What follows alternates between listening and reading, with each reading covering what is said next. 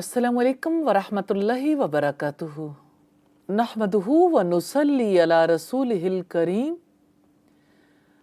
अम्मा बाद फ़ाऊज़ु बिल्लाहि मिनश शैतानिर रजीम।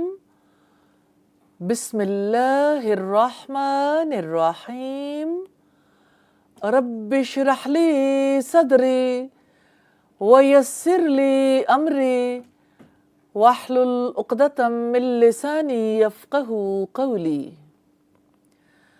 अल्लाह सुब्हानहू व तआला का रंग सबसे उम्दा, सबसे कीमती, सबसे गहरा, सबसे पुख्ता रंग है। ये रंग है अल्लाह ताला के कलाम का, रंग है क़ुरआन का। आज की नशिस्त में हम क़ुरआन के रंग को नबी सल्लल्लाहु अलैहि वसल्लम के हवाले से देखेंगे, फिर आपके सहाबे कराम के हवाले से देखेंगे और अल्लाह ताला से दुआ करेंगे कि अल्लाह ताला हमें भी क़ुरआन के रंग में रंग ले। नबी सल्लल्लाहु अलैहि वसल्लम की हयात कुरान हकीम के साथ थी। आप सल्लल्लाहु अलैहि वसल्लम के दिल पर क़ुरआन नाजिल होता था। आप साहिब क़ुरआन थे। आप सल्लल्लाहु अलैहि वसल्लम पर जब पहली वही नाजिल हुई उस वक्त आप गारे हिरा में थे। आप सल्लल्लाहु अलैहि वसल्लम के पास उस वक्त एक फरिश्ता आया और उसने आके आपसे कहा, इक़रा, आप पढ़ो। नबी सल्लल्लाहु अलैहि वसल्लम ने जवाब दिया, मा अना बिक़ारिइन, मैं तो पढ़ने वाला नहीं हूँ। इस पर फरिश्ते ने आपको अपने सीने से लगाकर ज़ोर से भींचा, फिर छोड़ा और कहा, इक़रा, आप पढ़ो। आप सल्लल्लाहु अलैहि वसल्लम ने वही जवाब दोहरा दिया, मा अना बिक़ारिइन, मैं तो पढ़ने वाला नहीं हूँ। इस पर फरिश्ते ने आपको सीने से लगाकर इतनी ज़ोर से भींचा कि आपको लगा कि आपकी हड्डियाँ सुरमा हो जाएंगी, पसलियाँ एक दूसरे में घुस जाएंगी। उस पर फरिश्ते ने कहा, इक़रा बिस्मि रब्बिकल लज़ी खलक़, पढ़ो अपने रब के नाम से जिसने पैदा किया। 5 आयात आपने सैयदना जिब्रील अलैहिस्सलाम के पीछे पीछे दोहराई। फिर घर वापस आए और आपने सैयदा खदीजा से कहा, ज़म्मिलूनी ज़म्मिलूनी, मुझे कुछ उड़ा दो, मुझे कुछ उड़ा दो।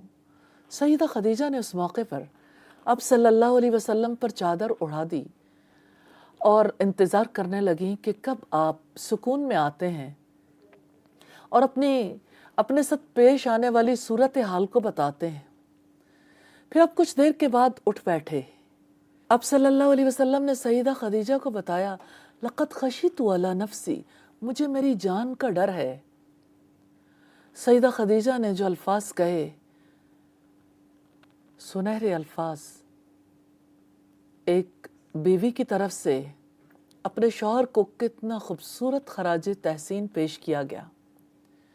उनसे बढ़कर इंसानों में से कौन आपके मिजाज से, आपकी शख्सियत से वाकिफ़ था।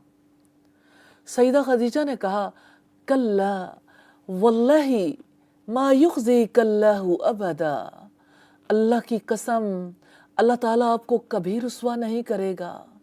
इन्नका लतसिलुर रहम, बेशक आप सिला रहमी करते हैं, रिश्तों को जोड़ते हैं, आप मेहमान नवाजी करते हैं, आप दरमांदों को कमा कर देते हैं, आप बेवाओं की खिदमत करते हैं और आप हक़ के रास्ते में पेश आने वाले मसाइब के सिलसिले में लोगों की मदद करते हैं। आपको अल्लाह ताला कभी नहीं छोड़ेगा, अल्लाह ताला आपको कभी रुस्वा नहीं करेगा। अब सल्लल्लाहु अलैहि वसल्लम ने सैयदा खदीजा के अल्फाज सुने। सैयदा ने महसूस किया कि आपकी तसल्ली के लिए आपको कहीं और ले जाने की ज़रूरत है। वो आपको वर्क़ा बिन नौफल के पास ले गईं, जो जाहिली दौर में ईसाईयत कबूल कर चुके थे। सारा माजरा कह सुनाया। یہ نزول قرآن کی ابتدا ہے۔ اور ورقہ نے سن کر یہ کہا، اس جیسا کلام، اس جیسا معاملہ جس کے ساتھ ہوا ہے اس کی قوم اس کی دشمن ہو گئی۔ کاش میں اس وقت جوان ہوتا جب آپ کی قوم آپ کو نکال دے گی، کاش میں آپ کی مدد کر سکتا۔ اب صلی اللہ علیہ وسلم نے فرمایا، میری قوم مجھے نکال دے گی؟ تو انہوں نے کہا، ہاں، اس جیسا کلام جب کسی پر نازل ہوا ہے تو اس کی قوم نے اس کے ساتھ یہی سلوک کیا ہے۔ پھر آپ صلی اللہ علیہ وسلم واپس آ گئے اور وحی کا سلسلہ رک گیا۔ پھر آپ کو تکلیف ہوتی تھی کہ وحی کیوں نازل نہیں ہوتی۔ فترۃ الوحی کا پیریڈ تھا، یعنی اس دوران قرآن حکیم نازل نہیں ہوا۔ آپ کبھی اپنے آپ کو کسی پہاڑ پر لے جاتے کہ نیچے گرا دیں تو حضرت جبریل آپ سے کہتے، محمد ایسا نہ کرنا، اللہ تعالیٰ آپ پر مہربان ہے۔ پھر آپ صلی اللہ علیہ وسلم واپس آ جاتے۔ یوں ہی ایک روز آپ پہاڑوں کے بیچ میں وادی میں سے گزر کر آ رہے تھے تو آپ نے وہی فرشتہ دیکھا، آسمان اور زمین کے بیچ میں کرسی پر بیٹھا ہوا۔ اب پر پھر گھبراہٹ طاری ہو گئی، یہ قرآن کا تعلق کیسا ہے؟ انسان گھبراتا ہے ابتدا میں، کیسے پڑھوں، اور چاہتا بھی ہے کہ پڑھ لوں۔ اور نبی صلی اللہ علیہ وسلم جب وہاں سے گھبرا کے گھر آ رہے تھے تو آپ تیز قدموں سے چل رہے تھے۔ گھر آ کے ایک دفعہ پھر سیدہ خدیجہ سے کہا، دسرونی دسرونی، مجھے کچھ اڑا دو، مجھے کچھ اڑا دو۔ سیدہ خدیجہ نے ان پر چادر ڈال دی۔ پھر آپ صلی اللہ علیہ وسلم ابھی لیٹے ہوئے تھے کہ سیدنا جبریل علیہ السلام پہنچے اور یہ وحی نازل ہوئی، یا ایھا المدثر قم فانذر، اے اوڑھنے لپیٹنے والے اٹھو اور خبردار کرو۔ اے میرے پیارے بندے، تم کہاں لیٹ گئے؟ آرام کے دن گئے، اٹھو، اب تو دنیا کو خبردار کر دینے کا وقت ہے۔ اب صلی اللہ علیہ وسلم پر سورہ المدثر کی ابتدائی آیات نازل ہوئیں اور یوں وحی کا سلسلہ گرم ہو گیا۔ اب صلی اللہ علیہ وسلم کا یہ تعلق آگے بڑھتا ہے۔ اب پر ابتدائی طور پر نازل ہونے والی وحی میں سورہ القلم کی ابتدائی آیات بھی ہیں، جس کے بارے میں کہا یہ جاتا ہے کہ وہ دوسری وحی ہے، لیکن صحیح بخاری کی روایت سے ہمیں پتہ چلتا ہے کہ دوسری وحی سورہ المدثر ہے۔ بہرحال سورہ القلم بھی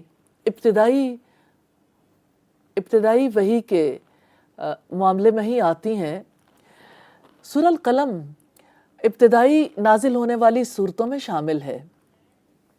اب صلی اللہ علیہ وسلم پر جب سورہ القلم نازل ہوئی، نون والقلم وما یسطرون، نون قسم ہے قلم کی اور جو وہ لکھتے ہیں۔ اسی سلسلے میں آپ پر یہ الفاظ نازل ہوئے، وَإِنَّكَ لَعَلَىٰ خُلُقٍ عَظِيمٍ، بے شک آپ اخلاق کے عظیم مرتبے پر فائز ہیں۔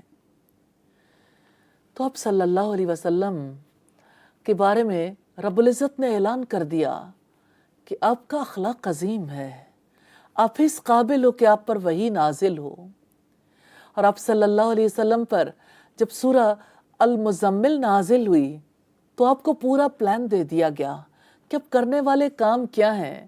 یا ایھا المزمل، اے اوڑھنے لپیٹنے والے، قم اللیل الا قلیلا، رات کو کھڑے رہا کرو مگر تھوڑی دیر، نصفہ، آدھی رات اس کی، اب انقص منہ، یا اس سے کچھ کم کر لو، او زد علیہ، یا اس سے کچھ بڑھا لو۔